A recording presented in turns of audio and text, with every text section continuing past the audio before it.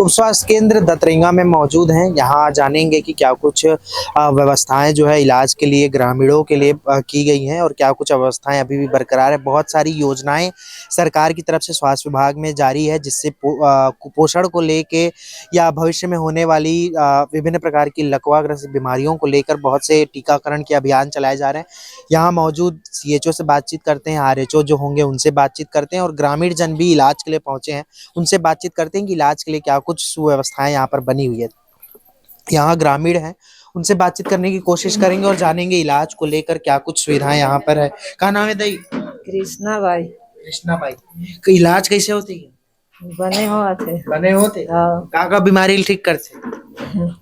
अब बीपी खा था, बीपी गोली बड़ा था। हाँ। कब ले बीपी की समस्या? सुरता नहीं हमारा तब लोग ये जान ही एकदम साल भर नहीं हो इसने 6-7 महीना हो। हाँ। का परहेज करते?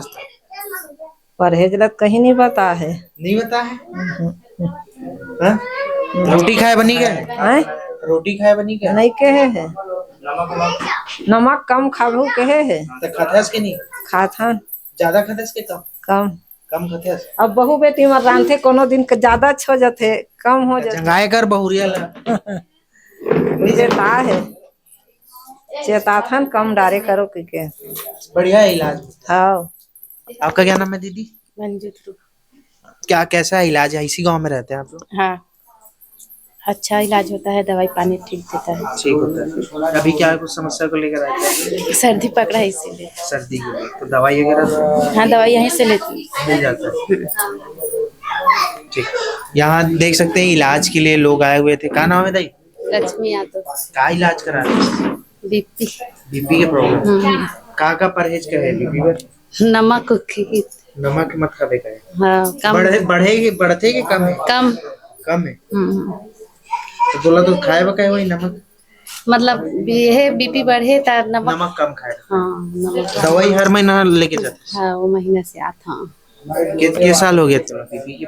नहीं, 3 तारीख से आ रहे हो, वो महीना में आ रही है। यहाँ और भी है, इनसे बात। क्या नाम है दाई? कुंती सिवारे। का बीमारी हो गई? खुजली है। खुजली? हाँ। दवाई ले दे। ये दे यहाँ लिखता हूँ।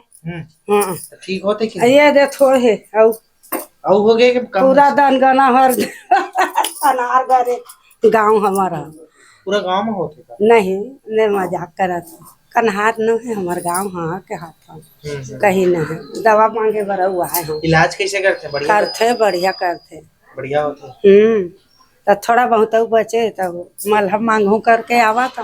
वो दिन आ तो नहीं खुले रिश्ता है, चल दे रहे हो। ठीक। हमारे साथ इस उप स्वास्थ्य केंद्र के सीएचओ मौजूद हैं, डी निषाद जी। कैसा चल रहा है सर यहाँ पे ट्रीटमेंट और क्या क्या योजनाएं अभी चल रही है वर्तमान? अभी तो यहाँ पे 12 सर्विसेज हैं चल रहे हैं।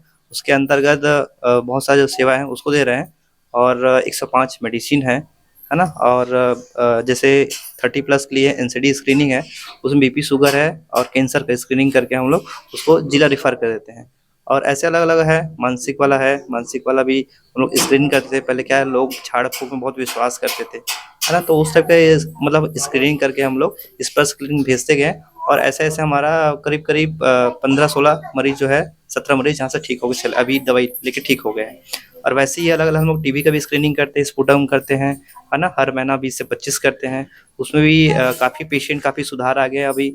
लेप्रोसी का ऐसे ऐसे बहुत सारा 12 सर्विस हम लोग दे रहे हैं, चाहे नवजात शिशु हो, चाहे मातृत्व हो, ऐसे हम लोग चाहे आँख का चेकअप हो, ऐसे हम लोग 12 सर्विस दे रहे हैं, जिसमें गांव वाले आते हैं ग्रामीण और काफ़ी इलाज करा के संतुष्ट होकर जाते हैं। जैसे कैंसर है उसका स्क्रीनिंग कैसे करते हैं?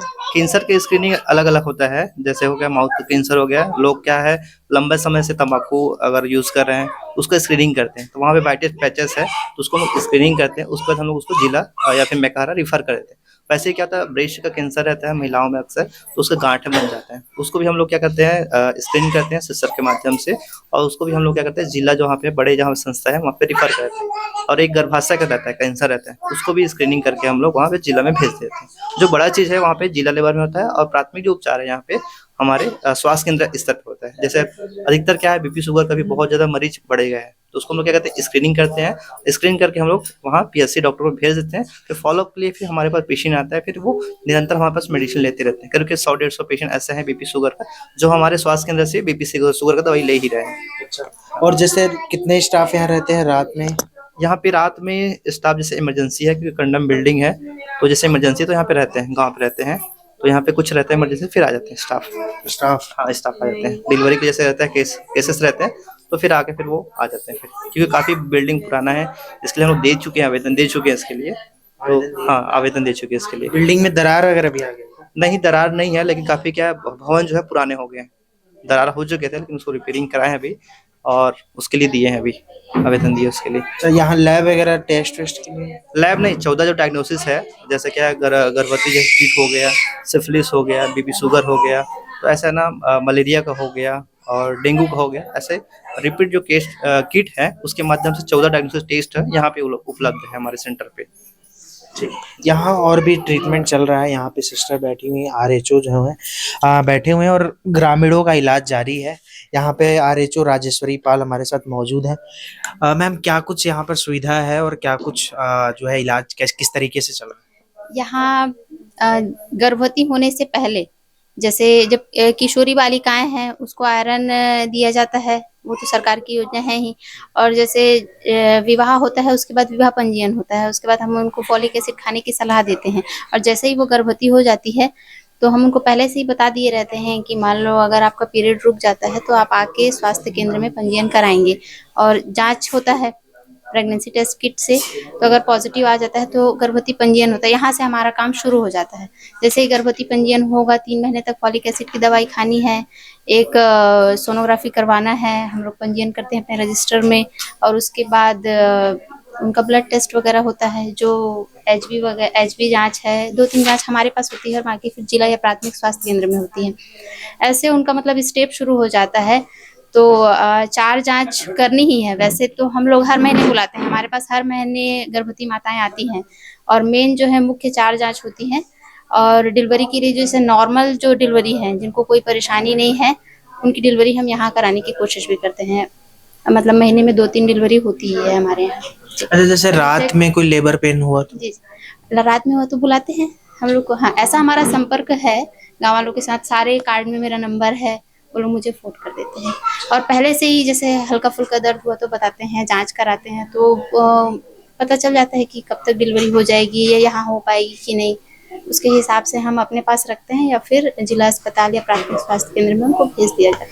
अभी जितने मरीज आए थे उनसे बात कर रहा था, मोस्टली जो बीपी का प्रॉब्लम है वो अमूमन बहुत देखने को मिल रहा है आजकल, यंगस्टर्स में भी है मोस्टली। अब आप देख रहे हैं लाइफ स्टाइल बदल रही है, ये सारी लाइफ स्टाइल डिसीज हैं, बीपी शुगर हैं, तो और बुजुर्ग लोग हैं। पहले क्या होता था, हेल्थ एंड वेलनेस नहीं था तो छुपी हुई चीजें थी, बुजुर्ग जा नहीं पाते थे। लेकिन अब क्या है, हेल्थ एंड वेलनेस बन जाने से और स्क्रीनिंग बहुत अच्छे तरीके से हो रहा है, तो सारे पेशेंट हमारे पास आते हैं। बहुत ही कुछ हैं जो प्राइवेट से भी खाते हैं, लेकिन जांच कराने आते ही हैं।